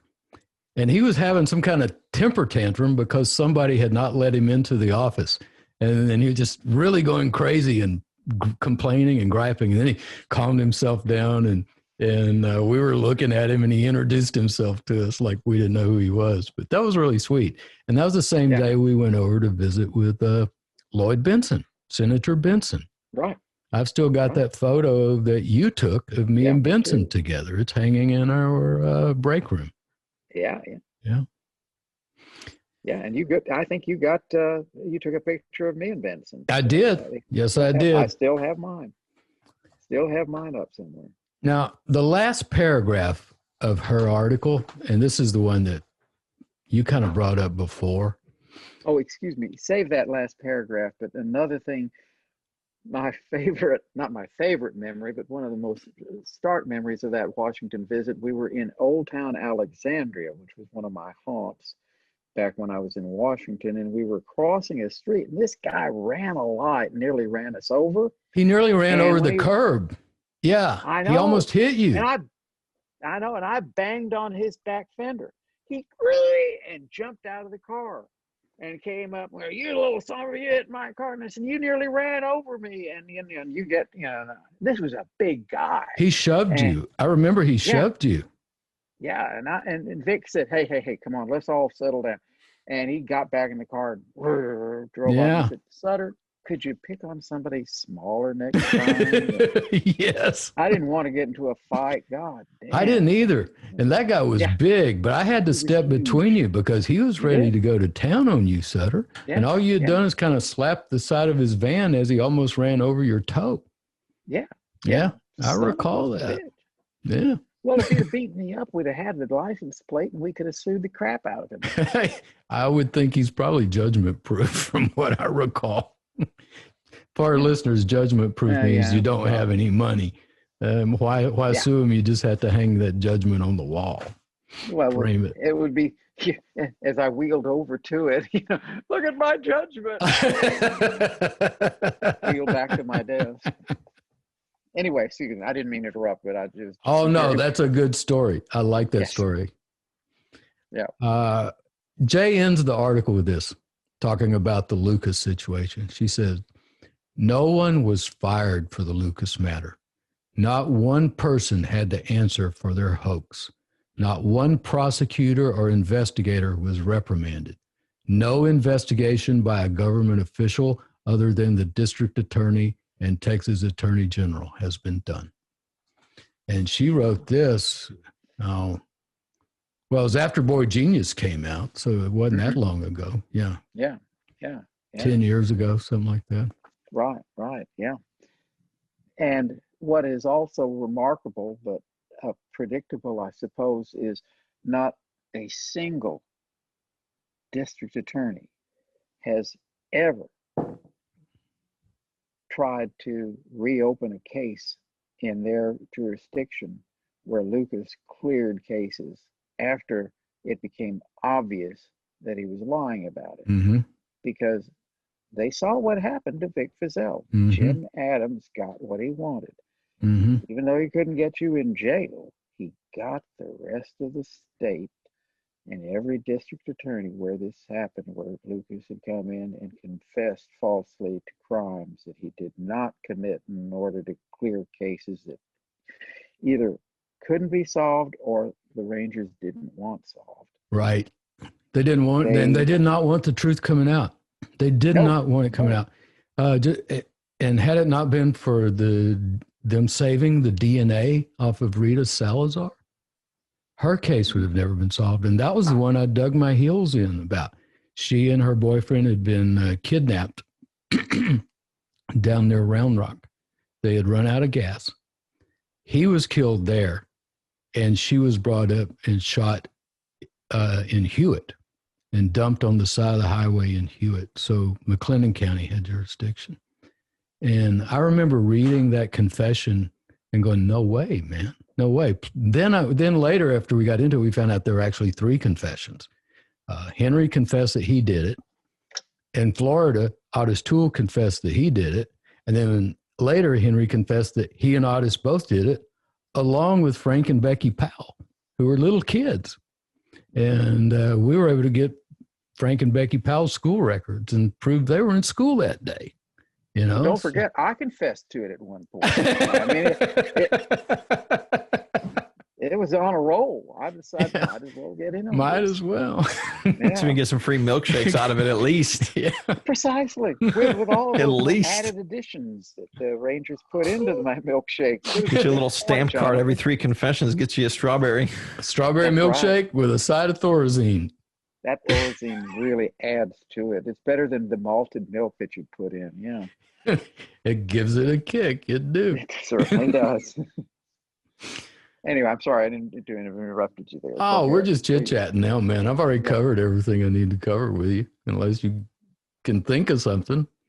Oh, I can probably think of something, but I can't offhand. I know that as soon as we sign off, I'll have about 12 different things I should have mentioned. But Well, now that we know how easy this is, just make a list of it, and we'll do this again. Okay, great. And fill in what we forgot, because we'll be working on this over the next couple months. Oh, So, yeah. And then when I we mean, get it finalized, we'll put it on a thumb drive and send it to you. Okay, that'd be fun. That'd be great to see. Oh, I mean, there's so many stories about politics in Waco we could talk about, and campaigning in Waco, and the uniqueness of Waco as an example of retail politics and getting out and pressing the flesh. That's your ability not only to communicate over television effectively, but getting out and meeting people. Your campaign speeches, your sermons, your singing performances. Yes. They weren't quite as effective as the other things, but they certainly were memorable. They certainly were memorable. Did you hear that? I know I did. That fundraiser you were talking about, that we're going to have it anyway, even if Vic can't make it. Well, I was able to make it, and I sang that night. Remember, I sang "Your Cheating Heart" and dedicated it to Jam Patterson. Yes. Oh, my goodness. The fundraiser we had at the convention center, Mr. Poe walked up to me afterwards and said, "John, yeah, is it true that you and Bernie put this thing together pretty much?" Yeah. Vic's kind of busy, so we had to take.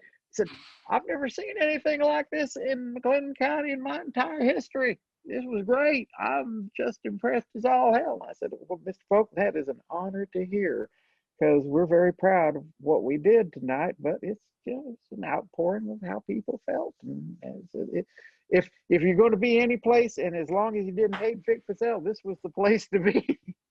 I remember him being there, and I remember him telling me, and you might have been standing there when he said this, I've got some great photos from that night too I need to share with you. We'll find some and put some up, then I'll put some on a stick and send to you.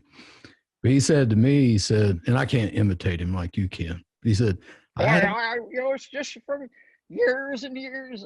I remember one time at the dedication of the Polk Library, a fella from Washington came up to me and said, "John Ben, you sound just like Bob Pogue." You called me one time, and I stood up because I thought I was talking to Bob Pogue. For God's sakes, this is incredible. You could imitate him so well, and you could also imitate Maddox. You used to call people down in Maddox's office and make them think you were Jim Maddox, just playing practical jokes on them. Those were the fun times. Oh, yeah. But what Pogue said, and you might have been standing there, was, and maybe if you were, you can say it in his voice and we'll cut my part out. But he said, "I haven't seen this many people show up for a politician in McLennan County since Roosevelt came to town." Since Roosevelt came to town. Roosevelt. That's how they pronounced it. A lot of folks pronounced it that way back then. Oh, yeah. Yeah, absolutely. We have a street in Waco named after Bob Pogue. Pogue Avenue. It's out in Woodway. And nearly everybody I run into now calls it Poag. Oh, down there by Poag Avenue. Yeah. Or some people call it Poage. They don't even know who Bob Pogue was, and they can't even pronounce his name. And he did so much for this state, so much for this county. It's sad. That's horrible. The memory of man runneth not to the contrary. Well, make your bullet point list, and let's do this again in the near future. Absolutely. Looking forward to it. This was much more fun than one should be able to have without taking their clothes off. I'll love you always, John Ben. Same here. Thank you, sir.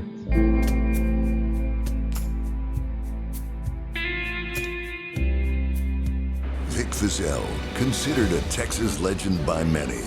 Featured on Netflix and in the Guinness Book of World Records. Vic Fazell fought the FBI and the Texas Rangers and won. If you've been injured, you need Vic Fazell's fighting spirit on your side. Call today and put Vic's team to work for you. Consultations are free, and if we don't put money in your pocket, you don't owe us anything.